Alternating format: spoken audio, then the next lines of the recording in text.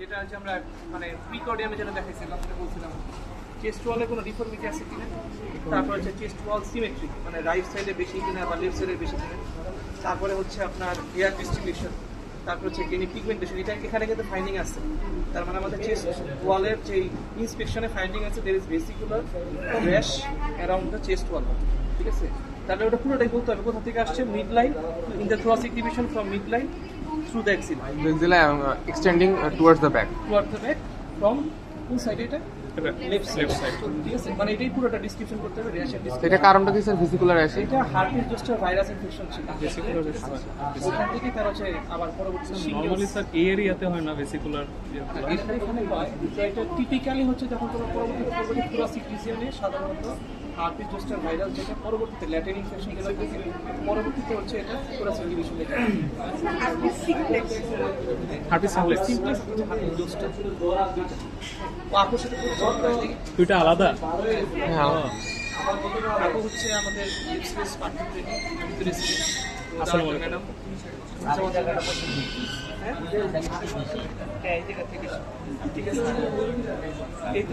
তারপর আমরা কি দেবো, প্যালপেশন। আচ্ছা, তারপর প্যালপেশন আমরা কি দেখবো, প্যালপেশনে প্রথমে দেখবো হচ্ছে আগের মতোই সেম অ্যাপেক্স বিট। প্রথমে apex beat, position of the apex beat. Position of the apex বিটে আমরা প্রথমে কি দেখি, অ্যাপেক্সে আমরা ধরবো প্রথমে হাত দিয়ে যেভাবে আগের মতো করছিলাম, ধরবো, প্যালপেট করার চেষ্টা করবো, অ্যাপেক্স বিট পয়েন্টে আনবো, এক আঙ্গুলে আনবো। যদি না পাই তাহলে কি করবো, আবার লেফট ল্যাটারাল পজিশনে আবার বলে আনবো, এনে আঙ্গুল রাখবো, ফিতা আগের মতোই যেটা বললাম তোমরা মনে ছিল না, ফিতা আগের মতোই যে পকেটে থাকবে ঝুলানো, ওখান থেকে বের করবো, বের করে মাপবো মিড লাইন পর্যন্ত, 9 centimetre away from the mid line. তারপর কি লেফট মিড ক্লাভিকুলার লাইন, গেলাম তো মিড ক্লাভিকুলার লাইন, ঠিক আছে। তারপর হচ্ছে উপর থেকে কাউন্ট করে হচ্ছে আমরা স্পেসটা দেখবো। এটা তো প্রথমে মাপার পরে উপর থেকে কাউন্ট করছি, ম্যানোব্রাম স্টার্নি বরাবর হচ্ছে সেকেন্ড ইন্টারকোস্টাল স্পেস, তারপরে এভাবে একটা করে কাউন্ট করে নর্মালি হচ্ছে ফিফথ ইন্টারকোস্টাল স্পেসেই থাকে, গেল। তারপর আমরা কি করবো, প্যালপেশনের ক্ষেত্রে দেখবো ট্র্যাকিয়ার পজিশন প্রথমে দেখবো এই তোমার ক্লাভিকুলার যে এন্ড বরাবর দুইটা অ্যাঙ্গেল দিবে, যে দুইটা অ্যাঙ্গেল, ঠিক আছে, দুইটা অ্যাঙ্গেল দিবে, এটা দিয়ে হচ্ছে আমরা পজিশন দেখবো মিডল ফিঙ্গার দিয়ে। তাহলে কোথায় দেখবো, স্টার্নোক্লিটোমাস্টয়েড মাসলসের মাঝখানে, যে স্টার্নোক্লিটোমাস্টয়েড মাসলস আছে, রাইট ডান দিকে করেন, ডান দিকে ঘুরেন মাথাটা, ঠিক আছে।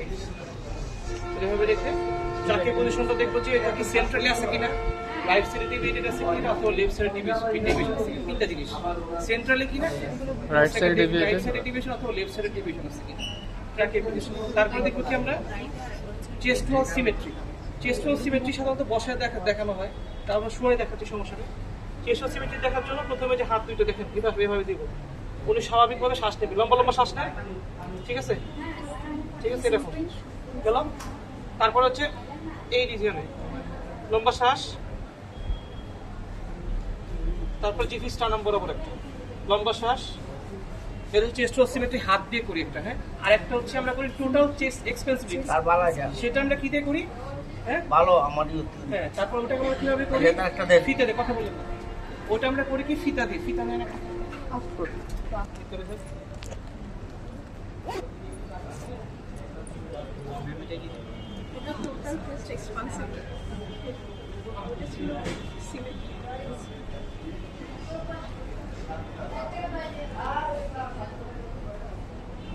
মাঝখানে আনলে বসি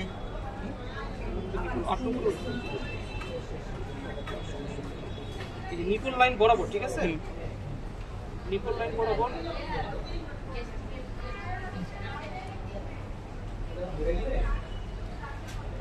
এই তো ধরেন 89 তো শ্বাস নেন লম্বা, লম্বা শ্বাস নেন, জোরে একটা শ্বাস নেন,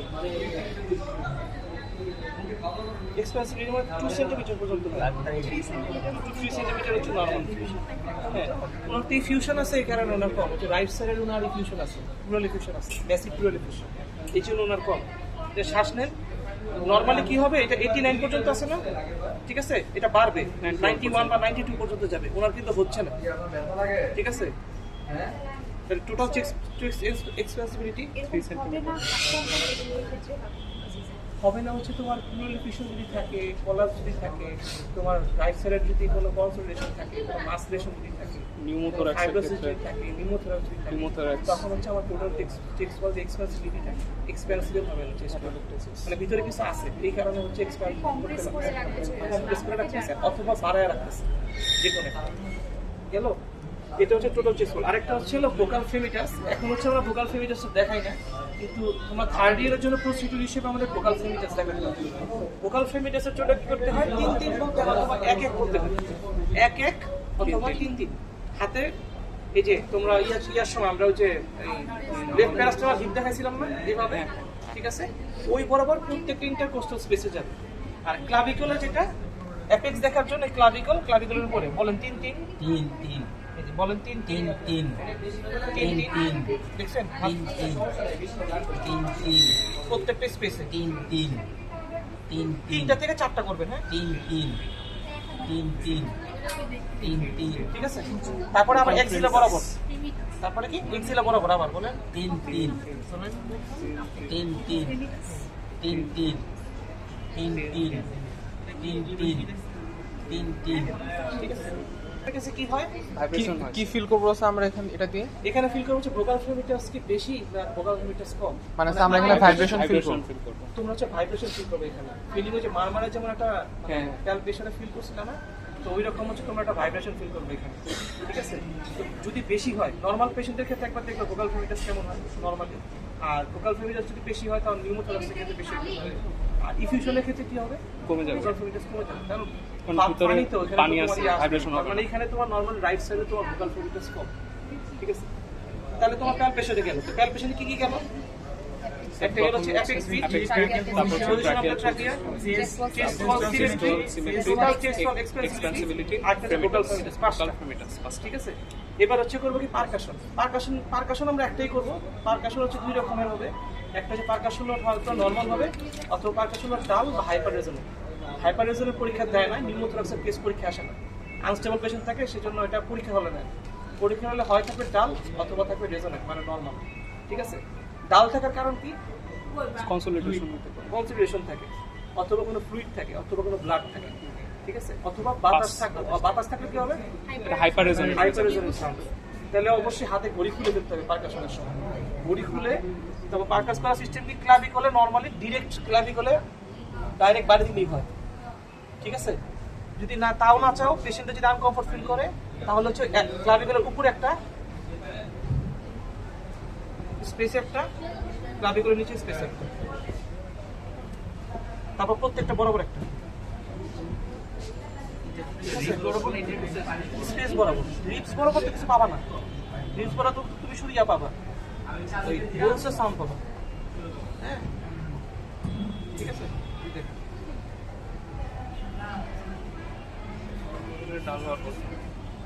এভাবে তো যাবা, আবার সেম এক্সিলা বরাবর, সেম এক্সিলা বরাবর হাত কেটে যেভাবেই ঘুরবে, হ্যাঁ। এটার জন্য আবার এইভাবে, হ্যাঁ, এটাই মানে এটা দেখার জন্য আবার এইভাবে দিবা, এই হাতে সেম ডমিনেন্ট হেড দিয়ে কত ইন্টারকোস্টাল স্পেস তোমরা হচ্ছে 3টা থেকে 4টা স্পেস, যে কোনো কিছু, মানে প্যালপেশনের সময় 3টা থেকে 4টা স্পেস, পারকাশনের সময় 3টা থেকে 4টা স্পেস, অস্কারপেশনের সময় 3টা থেকে 4টা স্পেস, 4টা স্পেসের বেশি যাওয়ার দরকার নেই, ঠিক আছে? এইখানে তোমার পারকাশন। তার পারকাশন নোট কি বললাম? Normally percussion note is resonant, আর অ্যাবনর্মাল কি আছে? Dull and hyper resonant. আর প্লুরাল ইফিউশন যদি থাকে তখন স্টোনিটাল বলতে পারো, কিন্তু পরীক্ষা হলে স্টোনিটাল বললো না, কারণ স্টোনিটাল বলে সারা তখন কাছে পেঁচাবে যে এটা তুমি শিওর প্লুরাল ইফিউশন নাকি কলাপস, কারণ কলাপসে তো আবার স্টোনিটাল থাকে না। আর তুমি যদি কেস জেনে যাও তখন তো স্যার বুঝে যাবে যে স্টোনিটাল বলে দিচ্ছে, তার মানে কেস যাবে, ঠিক আছে? তো পরীক্ষার হলে ব্যাপারটা হচ্ছে না এটা কি কলাপস না প্লুরাল ইফিউশন, এটাকে ডিস্টিংগুইশ করে। কেন, কিভাবে ডিস্টিংগুইশ করবো প্লুরাল ইফিউশন না কলাপস? স্যার প্লুরাল ইফিউশন আমি অ্যাসপিরেশনের সময় একটা ক্রেপিটেশনের অ্যাসপিরেশনের সময় প্লুরাল ফ্লুইড পাবো, হ্যাঁ প্লুরাল ফ্লুইড। এটা হচ্ছে বেড সাইডের টেস্ট। আর বেড সাইডের টেস্ট কি? অ্যাসপিরেশনের সময় প্লুরাল ফ্লুইড আসবে, কলাপসের সময় সেটা আসবে, ঠিক আছে? স্যার অস্কালটেশনে কোনো চেঞ্জ পাবো? হ্যাঁ, অস্কারটেশন তো চেঞ্জ পাবে। অস্কারটেশন ক্রেপিটেশন অস্কারটেশনের সময় কি পাবো? অস্কারটেশন প্রথমে স্টেপ আবার আগের মতো নিবা, নিয়ে চেক করবা, ডায়াফ্রাম চেক করবা যে ডায়াফ্রাম বরাবর আছে কিনা। ঠিক আছে? গেল। আচ্ছা, আবার কি বলছিলাম যে অস্কালটেশনের সময় অ্যাপেক্স দেখার জন্য কি করতে হয়? বেল। আরেকটা কি Apex of the lung. Use করে? Apex of the lung. Mitral mitral stenosis. এই দুইটার ক্ষেত্রে হচ্ছে আমরা স্টেটোতে বেল ইউজ করব।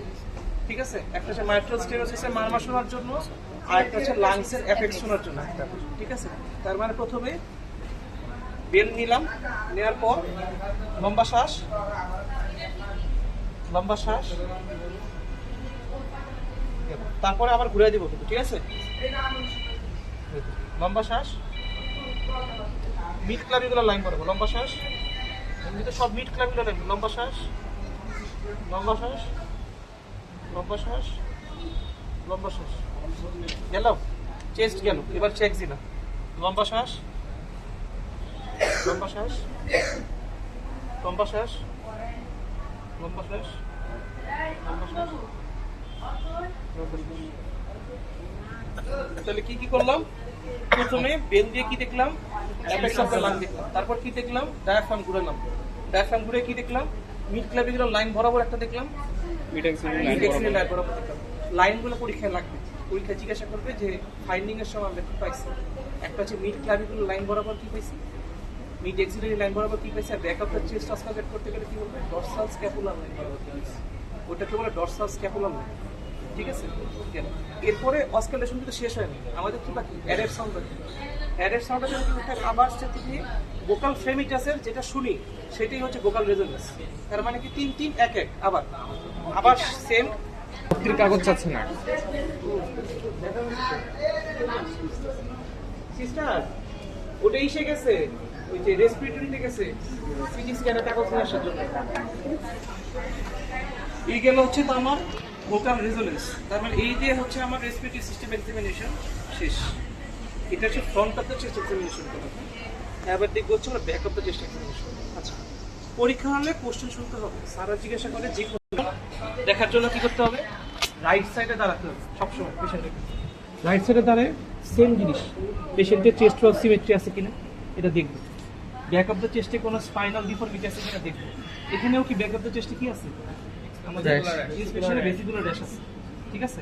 তারপরে কোনো আছে কিনা, মানে কোনো স্ক্যাপুলার চেস্ট স্ক্যাপুলার কোনো স্কার মার্ক আছে কিনা, প্লুরাল পিছনে কোনো ট্যাপ মার্ক আছে কিনা। ঠিক আছে? সেগুলো দেখবো। দেখার পরে কি করবো? এখানে কিন্তু আমাদের তার পেছনে কি নাই? ট্রাকের পজিশন নাই। তারপরে কি নাই? অ্যাপেক্স বিট নাই। তাহলে কি আছে বাকি? টোটাল চেস্ট ওয়াল এক্সপেন্সিবিলিটি আছে, সিমেট্রিক্যাল চেস্ট ওয়াল আছে, আর কি বাকি? আর হচ্ছে ভোকাল ফ্রেমিটাস আছে। তিনটা জিনিস বাকি। তাহলে আমরা অ্যাপেক্স বিট দেখতে পারতেছি না, এটাই হচ্ছে পরীক্ষার খেলা। অ্যাপেক্স বিট দেখতে পারতেছি না, আর হচ্ছে আমরা কি দেখতে পারতেছি না? ট্রাকের পজিশন দেখতে পারতেছি না পিছন থেকে। তাহলে এটা তো লাগবে, আমরা পরে জিজ্ঞাসা করবে আর কি করতে চাও। হ্যাঁ, প্লুরাল এফিউশন পাইছে, তুমি চিন্তা করতেছো প্লুরাল এফিউশন না কোল্যাপস, তাহলে আর কি করতে চাও? কি দিয়ে কনফার্ম করবে? ট্রাকের পজিশন। ট্রাকিয়া যদি রাইট সাইডে শিফট করে, সেম সাইডে যদি শিফট করে তাহলে কি হবে? কোল্যাপস। অপোজিট সাইডে শিফট করলে কি হবে? এফিউশন। শেষ। তাহলে আমরা এটার ক্ষেত্রে কি করবো? তাহলে এই পেশেন্টের ক্ষেত্রে প্যালপেশনে যাবো। প্যালপেশনে এই যে এরকম হাত আবার আগের মতো, ওটা সামনে দিয়ে করছি না পিছন দিয়ে। বেরিয়ে আসুন, শ্বাস, লম্বা শ্বাস। ঠিক আছে? আবার এখান থেকে টান দেবো, লম্বা শ্বাস, পিছন থেকে টান দেবো, লম্বা শ্বাস। তিনটা। তাহলে এইভাবে একটা, এভাবে একটা, এইভাবে তিনটা। টোটাল চেস্ট ওয়াল আগের মতোই, জাস্ট ফিটার পোর্শনটা সামনে পিছনের দিকে চলে আসবে। ঠিক আছে? লম্বা একটা শ্বাস নিতে দেবো। গেল। ভোকাল ফ্রেমিটাসের ক্ষেত্রে কি? আবার সেম, অ্যাপেক্সে হাত দিয়ে 3 3 বলেন, 3 3 এভাবে ক্রসে যাবো। হ্যাঁ, 3 3। কিন্তু এটা কিন্তু স্ক্যাপুলা বরাবর যাবে না। স্ক্যাপুলার লাইন কোনটা? যেটা হচ্ছে স্ক্যাপুলার লাইন। ঠিক আছে? স্ক্যাপুলা বরাবর গেলে কিন্তু কিচ্ছু পাবে না। আবার ভার্টিবার বরাবর যাবে না। তার মানে স্ক্যাপুলা আর ভার্টিবার মাঝখানের যে সাইডটা, এই বরাবর তোমরা হাত দিবে এবং স্ট্রেট বসে ওইখানে। ঠিক আছে? তার মানে বলে এই যে দেখেন আমি অ্যাঙ্গেলটা কিভাবে দিয়েছি, দেখছো? 3 3। হ্যাঁ, 3 3। ও হাত ভাঁজ করে দিতে হবে, যদি আপু ধরে দিছে। 3 3। তারপর 3 3 3 3। একই রকম আবার এক্সিলা বরাবর সেম।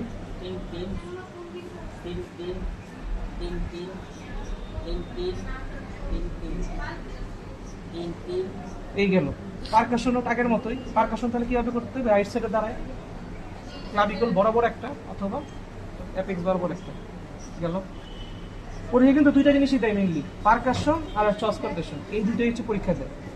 ঠিক আছে, এই গেল। আর এটা কি ভুল করা যাবে না, রাইট রে লেফট, লেফট কে রাইট, এটা ভুল করা যাবে না। ঠিক আছে, আর হাত হচ্ছে ভাঁজ থাকবে, back of the chest auscultate করো, পারকাস করো, যা করো ভাঁজ, এটা সবার আগে। রাইট টু লেফট বুঝলাম না কি হবে। হ্যাঁ? রাইট টু লেফট পরীক্ষা মনে করছে কি এবার রাইট সাইডে প্রিলিফিকেশন ছিল, সবাই বলছে লেফট সাইডে প্রিলিফিকেশন, ওই যে বুঝে নেই রাইট হাত কোন দিকে লেফট হাত কোন দিকে, পাইছে ফাইন্ডিং এখানে সব রাইট, কিন্তু বলছে হচ্ছে লেফট সাইডে, লেফট সাইডে প্রিলিফিকেশন। মানে পিছন দিয়ে থাকলে তো তুমি বুঝা কষ্ট, সামনে থাকলে তো তুমি রাইট লেফট ডিফারেন্সিয়েট করে করতেছো, পিছনে থাকলে তো এটাই তোমার রাইট, এটাই তোমার লেফট, সামনে দেওয়া হইলে কি হয় ক্রস হয়, তাই না?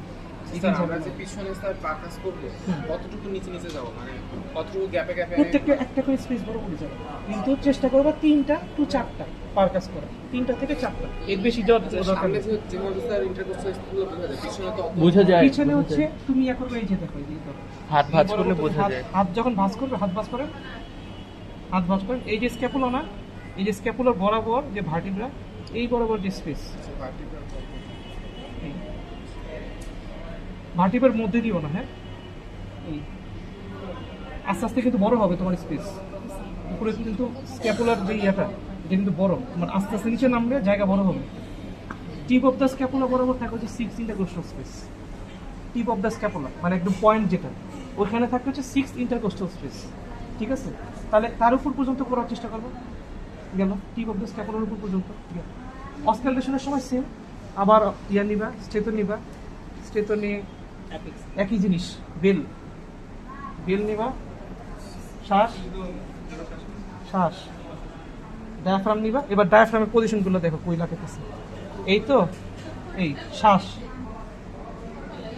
শ্বাস, উপরে কিন্তু স্পেস কম, আস্তে আস্তে স্পেস বাড়বে, শ্বাস শ্বাস শ্বাস শ্বাস শ্বাস শ্বাস, আবার এক্সিলা, শ্বাস এক্সিলা কিন্তু এভাবেই করতে হবে, একটা দিয়ে অপোজিটে সবসময় এ পাশ এ পাশ এ পাশে, এক সাইডে সব করে পরে আবার আরেক সাইডে সব দেখবেন হবে না, ফেল। ঠিক আছে, দরকার পরে আপনি ক্রস করেন, মানে এই যে শ্বাস নিল, এই যে শ্বাস নিল, দেখুন এই যে শ্বাস নিল, এই শ্বাস নিল, তারপর ওই পাশে ক্রস করেন, জিগজ্যাগ প্যাটার্নে করেন, অথবা যদি মনে না থাকে তাহলে অল্টারনেট প্যাটার্নে করেন, একবার দুইবার তিনবার চারবার এভাবে করেন, অথবা একবার দুইবার তিনবার চারবার পাঁচবার ছয়বার, শেষ, রোগী দেখা শেষ হয়ে গেছে। হ্যাঁ, না সমস্যা নেই, সমস্যা নেই, আপনি দেখা হয়ে গেছে। তার মানে কি অত হয় জিগজ্যাগ প্যাটার্নে, জেড প্যাটার্নে করার চেষ্টা, 1 2 3 4 এভাবে, অথবা কি পাশাপাশি 1 2 3 4 5 6 এভাবে করতে। ঠিক আছে, এটা অস্কালটেশন করবে। তাহলে ব্যাকআপ টু চেস্টে আবারও সেম ভোকাল রেজোনেন্স দেখার জন্য 3 3 3 3 3 3, তাহলে 3 3 কতবার করতে হবে, এটা হলো কোশ্চেন। হ্যাঁ না, 3 3টা কোথায় কোথায় করতে হয়, 3 3 বা 1 1 কোথায় কোথায় করতে হয়। Front of the chest auscultate করার সময়, ভোকাল ফ্রেমিটেন্স দেখার সময় 3 3 করা লাগে একবার, ফ্রন্ট অফ দ্য চেস্টের অস্কালটেশনের সময় 3 3 করতে হয় একবার দুইবার, ব্যাক অফ দ্য চেস্টের ভোকাল ফ্রেমিটেন্স দেখার সময় একবার, ব্যাক অফ দ্য চেস্টের ভোকাল রেজোনেন্স দেখার সময় একবার, 4 বার। রেসপিরেটরি সিস্টেমে 4 বার হচ্ছে 3 3 শব্দ চলতে হবে। আইল্যান্ডালি টোটাল 4টা ইন্টারকোস্টাল হ্যাঁ, টোটাল 4টা ইন্টারকোস্টাল স্পেসে মিনিমাম 8 বার, মানে 6 থেকে 8 বারের মতো তুমি হাত দিবা, আর হচ্ছে 6 থেকে 8 বার না, এই পাশে তো তুমি 3 3 6 করতেছো, আবার অ্যাপেক্স দেখতেছো, তাহলে 8 থেকে 10টা এরকম দেওয়ার চেষ্টা করবে। ঠিক আছে, তাইলে একবার করেন, একজন করেন, তাহলে আমি দেখি বুঝি। আচ্ছা, পিছনের মানুষ